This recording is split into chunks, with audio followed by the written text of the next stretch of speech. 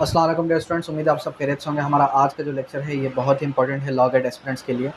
जैसे कि आप सबको पता है कि हमने गोल्डन बैच अनाउंस कर दिया और आज के इस लेक्चर के अंदर हम जो है code of civil procedure start करने जा रहे हैं। अब कोड ऑफ सिविल प्रोसीजर के अंदर जो हमारे पास कंप्लीट जो सिलेबस है वो सिलेबस क्या है, सेक्शन नंबर 1 से लेके 20 और सेक्शन 1 से 20 के बाद जो है सेक्शन नंबर 47, सेक्शन 47 के बाद 75, 75 के बाद 96, 96 के बाद 104, 115 और 151।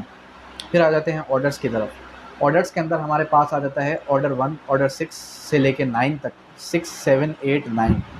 फिर उसके बाद आ जाता है आपका ऑर्डर 39, फिर आ जाता है ऑर्डर 41, ऑर्डर 43। ये कंप्लीट सिलेबस है जिसके कितने मार्क्स हैं, 20 मार्क्स हैं। लॉ गेट के अंदर अक्सर स्टूडेंट्स ये पूछते हैं कि सर क्या लॉ गेट पास पेपर्स से सॉल्व किया जा सकता है, नहीं किया जा सकता। सेकेंडली फिर दोबारा ये पूछते हैं कि sir important notes, important MCQs से सॉल्व किया जा सकता, नहीं किया जा सकता। Law gate is all about bare acts. जितनी बार आप बैरेक्स को पढ़ेंगे, जितनी बार आप बैरेक्स को समझेंगे, उतने ज़्यादा चांसेस हैं आप लॉ गेट को क्रैक कर सकें। अगर आप बैरेक्स को गो थ्रू नहीं करते तो फिर आप खुद ही रिस्पॉन्सिबल हैं लॉ गेट में फेल होने के। सबसे पहले short title, it may extend to the whole of Pakistan. 1 जनवरी 1909 इसकी जो है डेट ऑफ इन्फोर्समेंट है। उसके बाद आ जाता है कोड, कोड इंक्लूड्स रूल्स। फिर उसके बाद decree, decree means the formal expression of an adjudication which so far as regards code expressing it conclusive determines the rights of the parties which regards to all of any of the matter controversies of the suit may be either preliminary or final। क्या है decree, क्या है एक formal expression. Decree क्या है, एक formal expression है जो कि एडजुडिकेशन के बारे में बताती है। Formal expression of an adjudication which so far as regard expressing it conclusive determines, जो कि क्या करे, हुकूक का तयन करे। जो क्या करती है, हुकूक का तयन करे, उसको हम क्या कहते हैं, उसको हम डिक्री कहते हैं। डिक्री दार क्या होता है, decree holder. A person in whose favor a decree has been passed is known as decree holder। फिर डिस्ट्रिक्ट, डिस्ट्रिक्ट मीन्स कि जिसके पास लोकल लिमिट्स आ रही है पूरे के पूरे एक ज़िले की, उसको हम क्या कहते हैं, डिस्ट्रिक्ट जज, डिस्ट्रिक्ट कोर्ट कहते हैं। Foreign court, out of Pakistan जो भी कोर्ट्स हैं उनको हमने नाम दे दिया फॉरेन कोर्ट का। फिर उसके बाद आ जाता है हमारे पास judgment. Judgment means the statement given by the जज on grounds of the decree और ऑर्डर। जो भी डिक्री या ऑर्डर के बिहाफ पर जो भी डिटेल्ड ऑर्डर होता है जज का, उसको हम क्या कहते हैं, उसको हम कहते हैं आपका जजमेंट। जजमेंट डेप्टर क्या होता है, जजमेंट डेटर क्या होता है। Judgement debtor means a person against whom a decree has been pass is known as judgement debtor.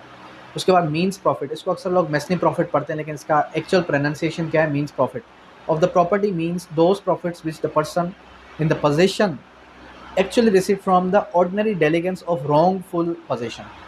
Wrongful possession में अगर कोई शख्स क्या करता है कि किसी शख्स की प्रॉपर्टी में से कोई फ़वाइद उठा रहा है, उसको हम क्या कहते हैं, उसको हम कहते हैं मीन्स प्रॉफिट। मूवेबल प्रॉपर्टी क्या होती है, includes growing crops. Order means the formal expression of the civil court which is not a decree.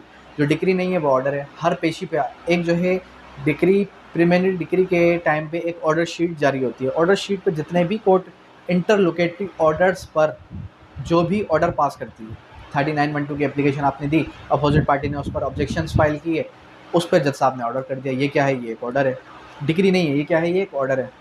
आपने रूल ऑर्डर 18, रूल 18 की एप्लीकेशन दी सीपीसी के तहत और उसके अपोजिट पार्टी ने क्या किया, उसके अपोजिट पार्टी ने जो है लोकल इंस्पेक्शन की, अपोजिट पार्टी ने उसके ऊपर ऑब्जेक्शंस फाइल किए और उसके बाद क्या होगा, उस पर भी जज साहब ऑर्डर करेंगे। आपने क्या किया, आपने 711 लगाई, रिजेक्शन ऑफ प्लेंट लगाया, अपोजिट पार्टी ने उस पर ऑब्जेक्शंस फाइल किए, तो ऑटोमेटिकली क्या होगा, इस पर भी ऑर्डर पास होगा। फिर उसके बाद आ जाता है आपका पब्लिक ऑफिसर। पब्लिक ऑफिसर जो कि इस फॉलोइंग एम्बिट में फॉल कर रहा हो, एवरी जज, every person in service of Pakistan, every commissioned officer, every officer of the court. फिर उसके बाद every person who hold such office by the which is empowers. Every officer जिसकी ड्यूटी गवर्नमेंट के बिहाफ पर हो, वो सब के सब क्या आएंगे, आपके पब्लिक ऑफिसर में फॉल कर रहे होंगे। फिर उसके बाद share in corporation shall be deem to include stock exchange या बॉन्ड्स वगैरह, ये सब क्या हैं, शेयर इन कॉरपोरेशन।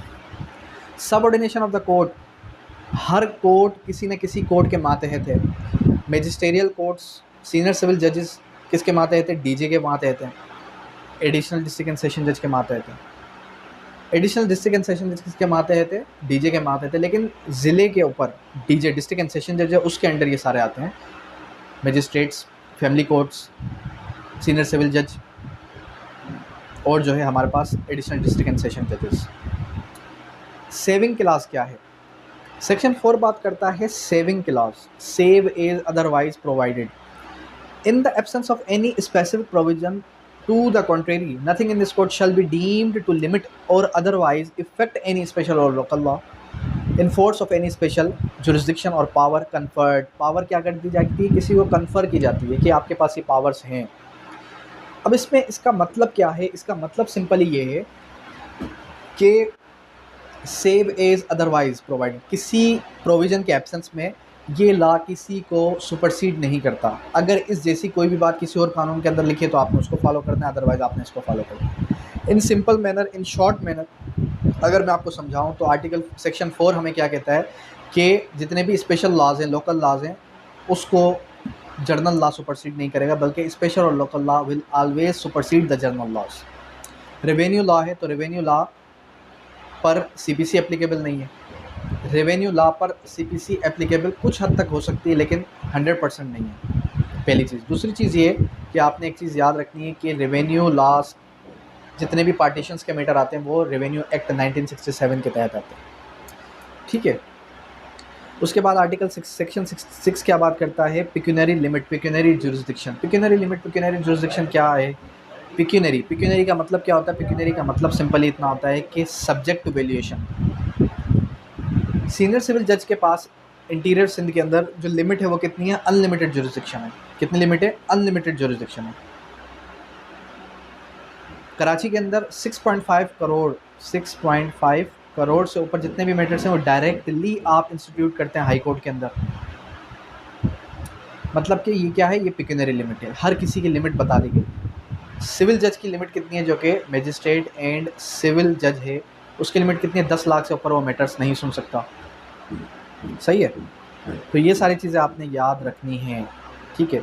इसी तरीके से नेक्स्ट क्लास के अंदर हम इंशाल्लाह सेक्शन 7 से ऑनवर्ड कंप्लीट जितने भी सेक्शन है रिमेनिंग वो सारे डिस्कस करेंगे, और उसके बाद हम सीपीसी को एंड की तरफ लेके जाएंगे, यानी कि डेली बेसिस पर हम एक ऑर्डर को डिस्कस करेंगे ताकि हमारा सीपीसी कंप्लीट हो और फिर हम मूव फॉरवर्ड करें हमारे क्रिमिनल लॉ की तरफ। अब यहाँ तक कोई क्वेरी, कोई भी क्वेश्चन हो किसी भी स्टूडेंट का तो वो कर सकता है। Thank you, that's all.